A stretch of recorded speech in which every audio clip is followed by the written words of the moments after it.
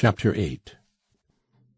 Gideon Brunner, father of the aforesaid Fritz, was one of the famous innkeepers of Frankfurt, a tribe who make law-authorized incisions in travellers' purses with the connivance of the local bankers.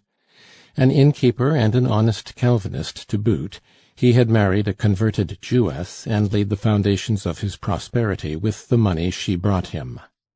When the Jewess died, leaving a son, Fritz, 12 years of age, under the joint guardianship of his father and maternal uncle, a furrier at Leipzig, head of the firm of Virlaz and Company, Brunner senior was compelled by his brother-in-law, who was by no means as soft as his peltry, to invest little Fritz's money, a goodly quantity of current coin of the realm, with the house of Al Sartchild. Not a penny of it was he allowed to touch. So, by way of revenge for the Israelites' pertinacity, Brunner senior married again. It was impossible, he said, to keep his huge hotel single-handed. It needed a woman's eye and hand. Gideon Brunner's second wife was an innkeeper's daughter, a very pearl, as he thought, but he had had no experience of only daughters spoiled by father and mother. The second Madame Brunner behaved as German girls may be expected to behave when they are frivolous and wayward. She squandered her fortune, she avenged the first Madame Brunner by making her husband as miserable a man as you could find in the compass of the free city of Frankfurt on the Main, where the millionaires, it is said, are about to pass a law compelling womankind to cherish and obey them alone. She was partial to all the varieties of vinegar commonly called Rhine wine in Germany. She was fond of articles Paris, of horses and dress. Indeed, the one expensive taste which she had not was a liking for women. She took a dislike to little Fritz, and would perhaps have driven him mad if that young offspring of Calvinism and Judaism had not had Frankfurt for his cradle, and the firm of Virlaz at Leipzig for his guardian. Uncle Virlaz, however, deep in his furs, confined his guardianship to the safe-keeping of Fritz's silver marks, and left the boy to the tender mercies of this stepmother. That hyena in woman's form was the more exasperated against the pretty child, the lovely Jewess's son, because she herself could have no children, in spite of efforts worthy of a locomotive engine. A diabolical impulse prompted her to plunge her young stepson, at 21 years of age, into dissipations contrary to all German habits. The wicked German hoped that English horses, Rhine vinegar, and Goethe's margaritas would ruin the Jewess's child and shorten his days. For when Fritz came of age, Uncle Virlaz had handed over a very pretty fortune to his nephew. But while roulette at Baden and elsewhere, and boon companions, Wilhelm Schwab among them, devoured the substance accumulated by Uncle Virlaz, the prodigal son himself remained, by the will of Providence, to point a moral to younger brothers in the free city of Frankfurt. Parents held him up as a warning and an awful example to their offspring, to scare them into steady attendance in their cast-iron counting-houses, lined with silver marks. But so far from perishing in the flower of his age, Fritz Brunner had the pleasure of laying his stepmother in one of those charming little German cemeteries in which the Teuton indulges his unbridled passion for horticulture under the specious pretext of honoring his dead. And as the second Madame Brunner expired while the authors of her being were yet alive, Brunner senior was obliged to bear the loss of the sums of which his wife had drained his coffers, to say nothing of other ills, which had told upon a Herculean constitution, till at the age of 67 the innkeeper had wizened and shrunk as if the famous Borgia's poison had undermined his system. For 10 whole years he had supported his wife, and now he inherited nothing. The innkeeper was a second ruin of Heidelberg, repaired continually, it is true, by travellers' hotel bills, much as the remains of the castle of Heidelberg itself are repaired to sustain the enthusiasm of the tourists who flock to see so fine and well-preserved a relic of antiquity. At Frankfurt, the disappointment caused as much talk as a failure. People pointed out Brunner, saying, "See what a man may come to with a bad wife that leaves him nothing, and a son brought up in the French fashion." In Italy and Germany, the French nation is the root of all evil, the target for all bullets. But the god pursuing his way, for the rest, see Lefranc de Pompignan's ode. The wrath of the proprietor of the Grand Hôtel de Hollande fell on others besides the travellers, whose bills were swelled with his resentment. When his son was utterly ruined, Gideon, regarding him as the indirect cause of all his misfortunes, refused him bread and salt, fire, lodging, and tobacco. The force of the paternal malediction in a German and an innkeeper could no farther go.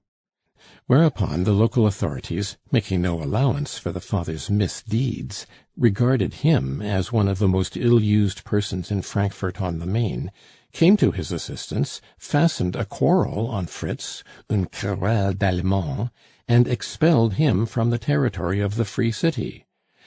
Justice in Frankfurt is no whit wiser nor more humane than elsewhere, albeit the city is the seat of the German Diet. It is not often that a magistrate traces back the stream of wrongdoing and misfortune to the holder of the urn from which the first beginnings trickled forth.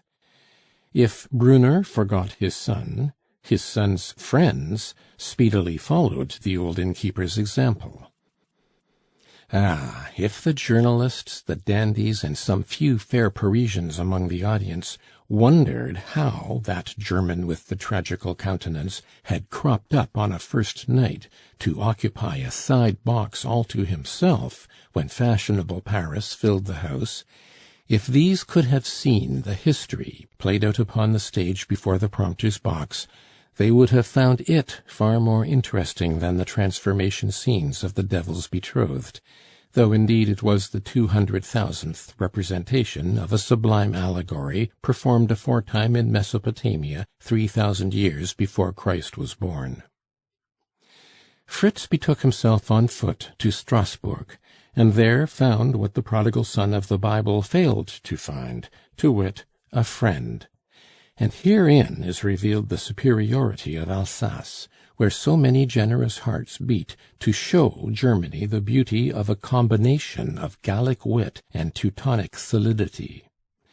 Wilhelm Schwab, but lately left in possession of 100,000 francs by the death of both parents, opened his arms, his heart, his house, his purse to Fritz. As for describing Fritz's feelings, when dusty, down on his luck, and almost like a leper, he crossed the Rhine and found a real 20-franc piece held out by the hand of a real friend, that moment transcends the powers of the prose writer. Pindar alone could give it forth to humanity in Greek that should rekindle the dying warmth of friendship in the world. Put the names of Fritz and Wilhelm beside those of Damon and Pythias, Castor and Pollux, Orestes and Pylades, Dubreuil and Pimeja, Schmucke and Pons, and all the names that we imagine for the two friends of Monomotapa, for La Fontaine, man of genius though he was, has made of them two disembodied spirits, they lack reality. The two new names may join the illustrious company, and with so much the more reason, since that Wilhelm, who had helped to drink Fritz's inheritance, now proceeded, with Fritz's assistance, to devour his own substance, smoking, needless to say, every known variety of tobacco. The pair, strange to relate, squandered the property in the dullest, stupidest, most commonplace fashion, in Strasbourg brasseries, in the company of ballet girls of the Strasbourg theatres, and little Alsaciennes who had not a rag of a tattered reputation left. Every morning they would say, "We really must stop this, and make up our minds, and do something or other with the money that is left." "Pooh!" Fritz would retort, "just one more day, and tomorrow." Ah, tomorrow! In the lives of prodigal sons, today is a prodigious coxcomb, but tomorrow is a very poltroon, taking fright at the big words of his predecessor. Today is the truculent captain of old-world comedy, tomorrow the clown of modern pantomime. When the two friends had reached their last 1,000-franc note, they took places in the mail coach, styled Royal, and departed for Paris, where they installed themselves in the attics of the Hôtel du Rhin in the Rue du Mail, the property of one Graff, formerly Gideon Brunner's head waiter. Fritz found a situation as clerk in the Keller's Bank, on Graff's recommendation, with a salary of 600 francs, and a place as bookkeeper was likewise found for Wilhelm, in the business of Graff the fashionable tailor, brother of Graff of the Hôtel du Rhin, who found the scantily paid employment for the pair of prodigals for the sake of old times and his apprenticeship at the Hôtel du Hollande. These two incidents, the recognition of a ruined man by a well-to-do friend, and a German innkeeper interesting himself in two penniless fellow countrymen, give no doubt an air of improbability to the story. But truth is so much the more like fiction, since modern writers of fiction have been at such untold pains to imitate truth. It was not long before Fritz, a clerk with 600 francs, and Wilhelm, a bookkeeper with precisely the same salary, discovered the difficulties of existence in a city so full of temptations. In 1837, the second year of their abode, Wilhelm, who possessed a pretty talent for the flute, entered Pons' orchestra to earn a little occasional butter to put on his dry bread. As to Fritz, his only way to an increase of income lay through the display of the capacity for business inherited by a descendant of the Virlaz family. Yet, in spite of his assiduity, in spite of abilities which possibly may have stood in his way, his salary only reached the sum of 2,000 francs in 1843. Penury, that divine stepmother, did for the two men all that their mothers had not been able to do for them. Poverty taught them thrift and worldly wisdom. Poverty gave them her grand rough education, the lessons which she drives with hard knocks into the heads of great men who seldom know a happy childhood. Fritz and Wilhelm, being but ordinary men, learned as little as they possibly could in her school. They dodged the blows, shrank from her hard breast and bony arms, and never discovered the good fairy lurking within, ready to yield to the caresses of genius. One thing, however, they learned thoroughly. They discovered the value of money, and vowed to clip the wings of riches if ever a second fortune should come to their door. This was the history which Wilhelm Schwab related in German at much greater length to his friend the pianist, ending with: "Well, Papa Schmucke, the rest is soon explained.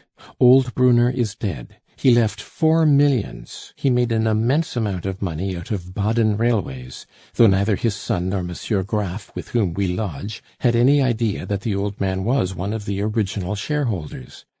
I am playing the flute here for the last time this evening. I would have left some days ago, but this was a first performance, and I did not want to spoil my part." "Gut, mein friend," said Schmucke. "But who is die Bride?"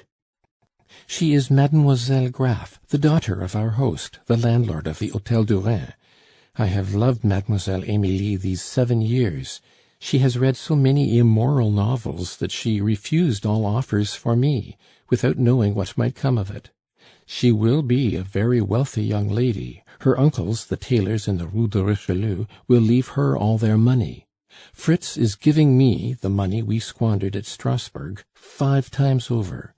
He is putting 1,000,000 francs in a banking house. Monsieur Graff, the tailor, is adding another 500,000 francs, and Mademoiselle Emilie's father not only allows me to incorporate her portion, 250,000 francs, with the capital, but he himself will be a shareholder with as much again.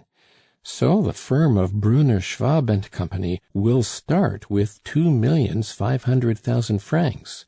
Fritz has just bought 1,500,000 francs worth of shares in the Bank of France to guarantee our account with them.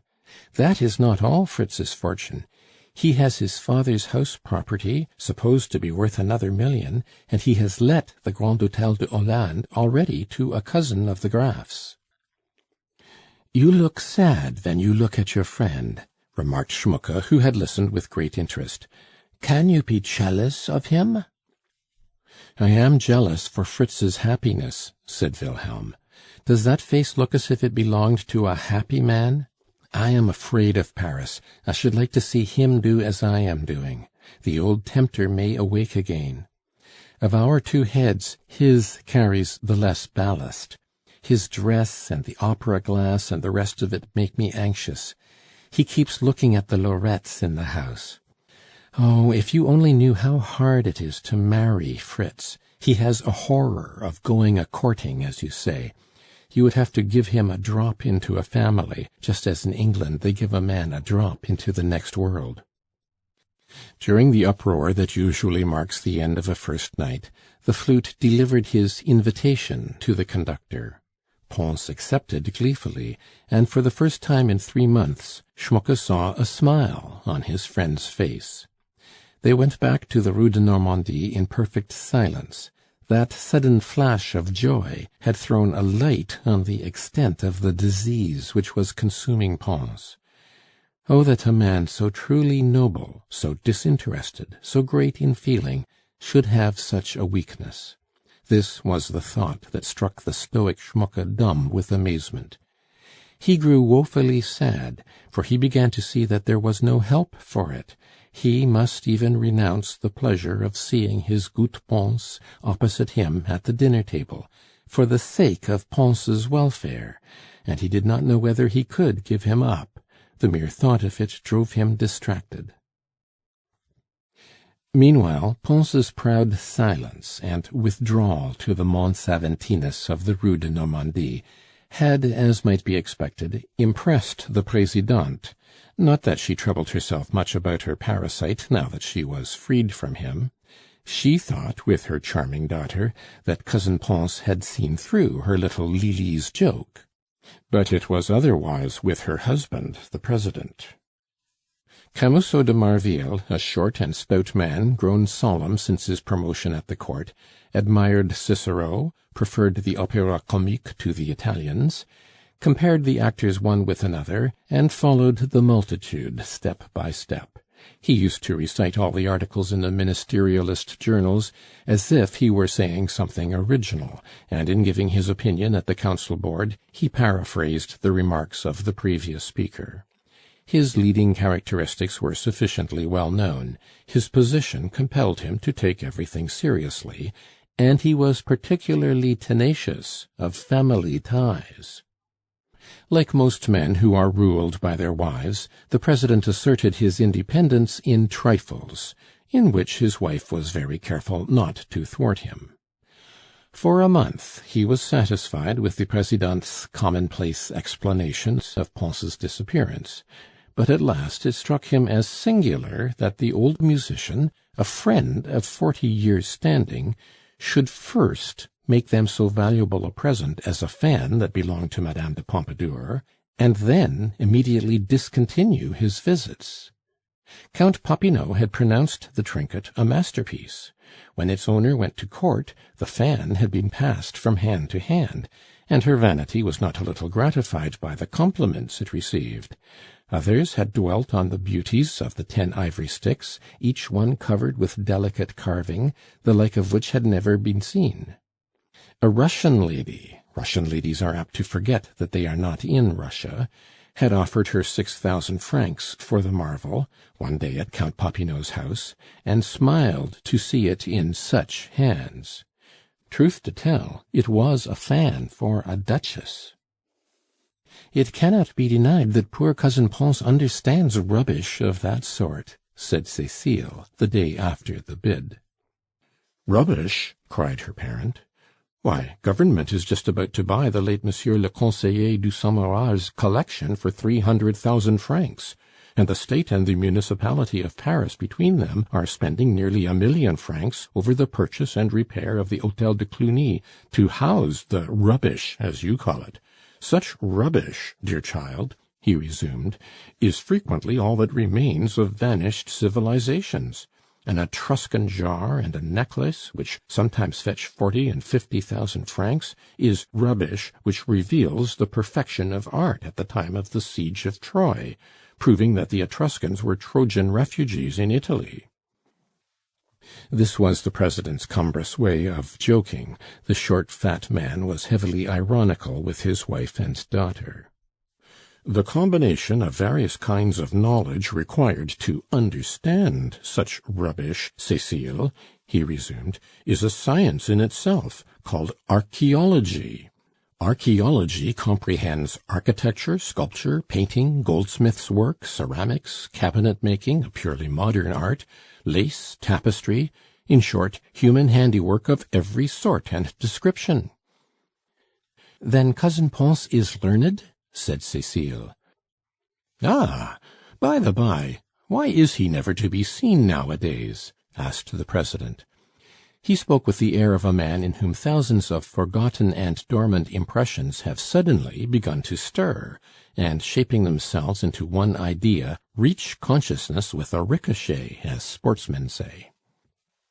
"He must have taken offence at nothing at all," answered his wife. "I dare say I was not as fully sensible as I might have been of the value of the fan that he gave me. I am ignorant enough, as you know, of—" "You? One of Servin's best pupils? And you don't know Watteau?" cried the president. "I know Gérard and David and Gros and Grildet and Monsieur de Forbin and Monsieur Turpin de Crisse." "You ought—" "Ought what, sir?" demanded the lady, gazing at her husband with the air of a Queen of Sheba. "To know a Watteau when you see it, my dear. Watteau is very much in fashion," answered the president with meekness that told plainly how much he owed to his wife. This conversation took place a few days before that night of first performance of The Devil's Betrothed, when the whole orchestra noticed how ill Pons was looking. But by that time all the circle of dinner-givers who were used to seeing Pons's face at their tables and to send him on errands had begun to ask each other for news of him, and uneasiness increased when it was reported by some who had seen him that he was always in his place at the theatre. Pons had been very careful to avoid his old acquaintances whenever he met them in the streets. But one day it so fell out that he met Count Popinot, the ex-cabinet minister, face to face in the bric-a-brac dealer's shop in the new Boulevard Beaumarchais. The dealer was none other than that Monistrol of whom Pons had spoken to the Présidente, one of the famous and audacious vendors whose cunning enthusiasm leads them to set more and more value daily on their wares. For curiosities, they tell you, are growing so scarce that they are hardly to be found at all nowadays. "Ah, my dear Pons, how comes it that we never see you now? We miss you very much, and Madame Popinot does not know what to think of your desertion." "Monsieur le Comte," said the good man, "I was made to feel in the house of a relative that at my age one is not wanted in the world. I have never had much consideration shown me, but at any rate I had not been insulted. I have never asked anything of any man," he broke out with an artist's pride. "I have often made myself useful in return for hospitality. But I have made a mistake, it seems. I am indefinitely beholden to those who honor me by allowing me to sit at table with them, my friends and my relatives. Well and good. I have sent in my resignation as smell feast. At home I find daily something which no other house has offered me, a real friend." The old artist's power had not failed him. With tone and gesture he put such bitterness into the words that the peer of France was struck by them. He drew Pons aside. "Come now, my old friend, what is it? What has hurt you? Could you not tell me in confidence? You will permit me to say that at my house surely you have always met with consideration." "You are the one exception," said the artist. "And besides, you are a great lord and a statesman, you have so many things to think about. That would excuse anything if there were need for it." The diplomatic skill that Popinot had acquired in the management of men and affairs was brought to bear upon Pons, till at length the story of his misfortunes in the President's house was drawn from him. Popinot took up the victim's cause so warmly that he told the story to Madame Popinot as soon as he went home, and that excellent and noble-natured woman spoke to the Présidente on the subject at the first opportunity. As Popinot himself likewise said a word or two to the President, there was a general explanation in the family of Camusot de Marville. Camusot was not exactly master in his own house, but this time his remonstrance was so well founded in law and in fact that his wife and daughter were forced to acknowledge the truth. They both humbled themselves and threw the blame on the servants. The servants, first bidden and then chidden, only obtained pardon by a full confession, which made it clear to the President's mind that Pons had done rightly to stop away. The President displayed himself before the servants in all his masculine and magisterial dignity, after the manner of men who are ruled by their wives. He informed his household that they should be dismissed forthwith, and forfeit any advantages which their long term of service in his house might have brought them, unless, from that time forward, his cousin, and all those who did him the honor of coming to his house, were treated as he himself was. At which speech Madeleine was moved to smile. "You have only one chance of salvation as it is," continued the President. "Go to my cousin, make your excuses to him, and tell him that you will lose your situations unless he forgives you, for I shall turn you all away if he does not."